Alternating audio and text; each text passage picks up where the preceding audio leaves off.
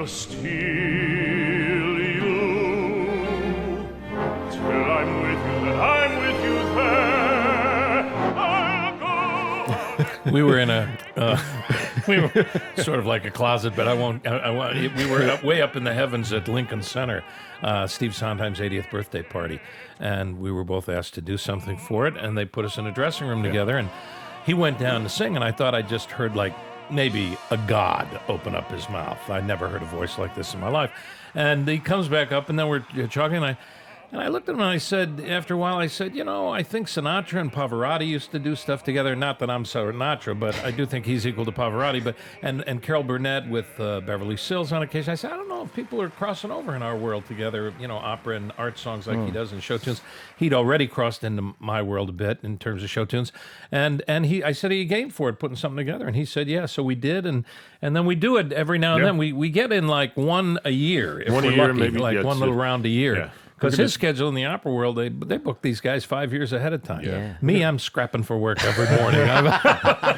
We're trying to get more, but scheduling is really, really tough. But is that part of the fun of it, that it is just a fun exception to your normal routines? Absolutely. Oh yeah. You go to your day job, and I don't want to say that, singing opera is a day job or anything like that. But one of the things that you do have to do, and if you're a performer, is there's no routine. You're traveling all the time, and to travel to do this, to spend time actually doing this project, where we really enjoy ourselves, and sometimes we're making up what we're going to do next, and we don't necessarily know what we're going to do, even on a given moment. He said, I feel like doing this song instead. It's a relief for me, because in my world, there's a little bit more of, don't mess this up. It's sort of sudden death singing a little bit. Here, you can't mess up. Because it is a mess. It's an intrinsic mess. That is our classical form. That's right. Now, I have thoroughly researched the press release for An Evening with Mandy Patinkin and Nathan Gunn. Could you just explain, to elaborate a little bit, what does, quote, a unique and powerful evening in entertainment actually entail? What happens in the show? We have two wonderful pianists, Paul Ford and my wife, Julie Gunn, and they keep us on track. I mean, they've kept us on track through the entire process. They have the very practical minds of pianists. And they put together this, at the very beginning, an overture with two pianos, where it kind of covers a little bit of all the different kinds of music that the person's going to hear. It's nice to have that. It sets up the evening really well. And then it ends in a very big operatic Rossini, the music that I think most people will recognize if they don't go to the opera. Don't tell them what it is. I don't. You got to go to the. It's the only surprise. It's the only surprise. And then Mandy comes out and does this. Should I say? No. I'm not gonna. I don't think I'm gonna. I don't like to say. We don't like to print our program or whatever because it's a surprise. What we will say is it's a mixture of some opera, art songs like people don't know what that is. Neither did I. No, I still don't. But Charles Ives songs. Nathan introduced me to some songs like that I'd heard of vaguely. Shenandoah, Tenting Tonight, Civil War type songs. It then inspired me to create a piece about the Civil War and a kind of reflection of America. And I wanted to make some sort of photograph of America at the time. When he heard these songs, and so he becomes the narrator. We've incorporated the Gettysburg Address by Abraham Lincoln, and then we move into a Sondheim piece. This is just one little section. Yeah. Move into this is the most serious section, actually, a Sondheim piece where the Ballad of Booth, and it just creates a certain photograph of America during a certain time. But then there's also great celebratory stuff from the Music Man, great fun. There's silly things. We have a puppet opera singer. I mean, literally, Nathan becomes a puppet at one point and does a puppet operetta. Yeah, things are nicely bookended in some ways, depending on how we organize it, and sometimes you get sort of an emotional. You might be in a section where it's more of a songs about kids or childhood, and that sort of sticks with that for a while. And it leads into something else, or just if it's really heavy, we'll move into something to lighten the mood a little bit. Our freedom comes in choosing from the endless reservoir of material that exists out there, both in opera, art songs, and show tunes. But really, when we're out there, it's no rules. It's do what you want. If you want to tell me to take a break because I got to go to the bathroom, take a break. Yeah. It's a great joy. It's one of the reasons why doing this with two pianos, and the two pianists are so aware of us and what we're doing, and they really know how to make music together. If you're doing a show with an orchestra, you don't have that kind of flexibility. You have to really, If You got 80 if it goes, people up there. and if it goes too long, they're paying overtime, right? yeah. So you know, I guess that's 1 through 10. yeah, exactly. Yeah. Can I ask each of you, what's your relationship with Saul Berenson like? Nathan? We ran into Mandy and his wife downstairs yesterday before we went for a walk, and I thought, oh, because he had his hair cut and shaved. I'm like, Mandy, you're back. Thank God. You know, so, yeah.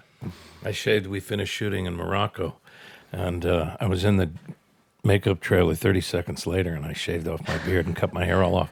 That's actually for 2 reasons. One, I wanted it that way for a new piece I'm working on, and B, I wanted the mask off. It really is, and also the more popular it got, the more people would just go, shout at me like from cars, Saul, I'd be in a Paris airport, Saul,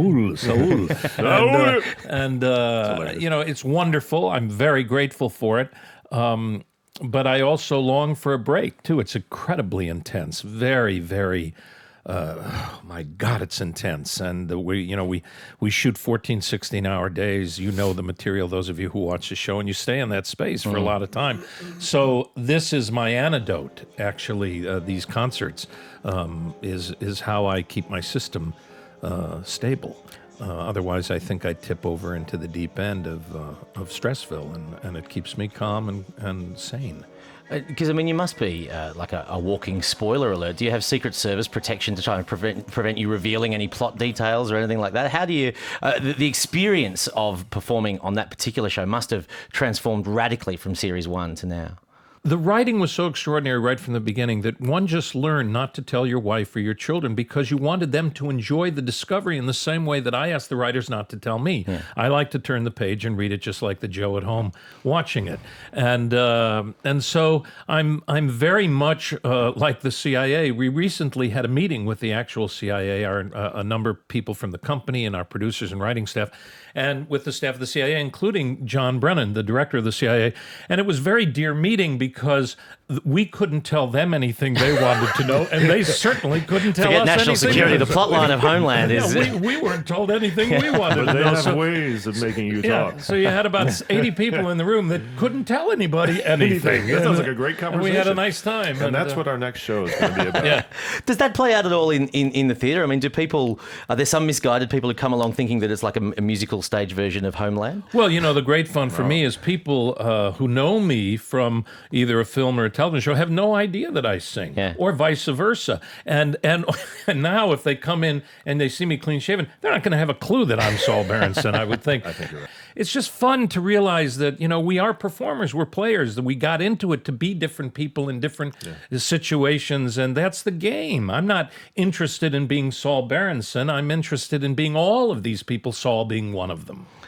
So you've both played iconic roles in many forms. Are there any particular roles that you have a special affection for or a particular desire to play? Well, the two that I like the most are Billy Budd in the opera, Billy Budd, and Papageno in Magic Flute, and it's because I just think they make you a better person when you play them. I did a nice full circle from starting at the Met as a character called the Novice's Friend in it, and then became Billy and did Billy everywhere. And then the Met said, what do you want to do? And I said, I want to do that Billy Budd back at the Met. And I did it. And then I thought, I was leaving. I was talking to my wife on the phone in the airport. And I said, I think I sang it better than I ever have sung it. And I really get it.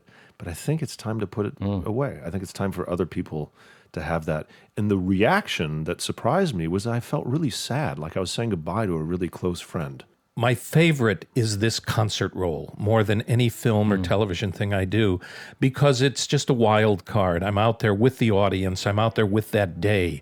And I never leave the hotel room for the theater without looking or listening to the news to see what's happened in the world, our world, because we're all going to listen to the sounds of those songs, the music and the lyrics and the stories of those songs together. And they're going to go through the filter of the day. And that's how they're going to affect us, even if you've sung them 100 times over 30 years. And it's a powerful experience, and they are classics for a reason, and the reason being, in my opinion, is you long to hear them over and over again, like a good prayer, because they fill your soul with raison d'être. They really give you understanding of forget about the darkness, go for the light, don't waste the day. Mandy, your affection for the stage is palpable, and I know you've made often very self-critical comments about the way you've conducted yourself on TV projects in the past. What's changed? What's changed is you get older, and that's a great gift to get older. It is, I can't tell you how much I love being older. It gives you lessons. I think constantly, every time I'm with my boys who are now 31 and 27, my dad didn't get those years. My dad died at 52. I'm 60. I'm going to be 61 this month. And I think of all those days and all those years that my dad didn't get with me.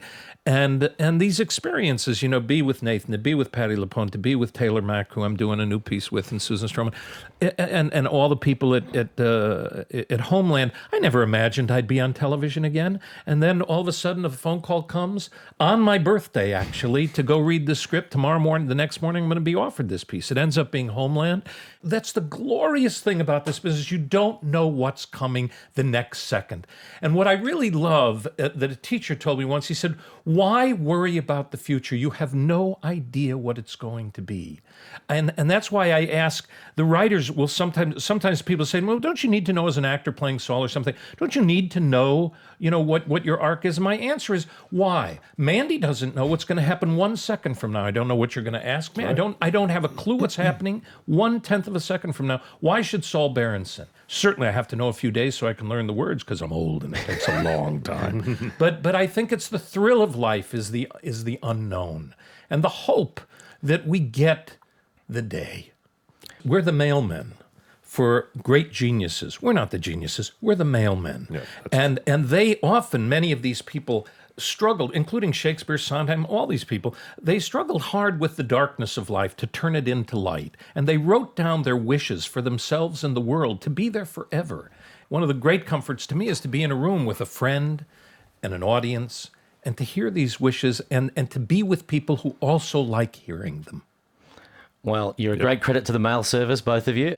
It's been fantastic speaking with you, and in every sense of both years and indeed this country, we wish you many happy returns. Thank you so much.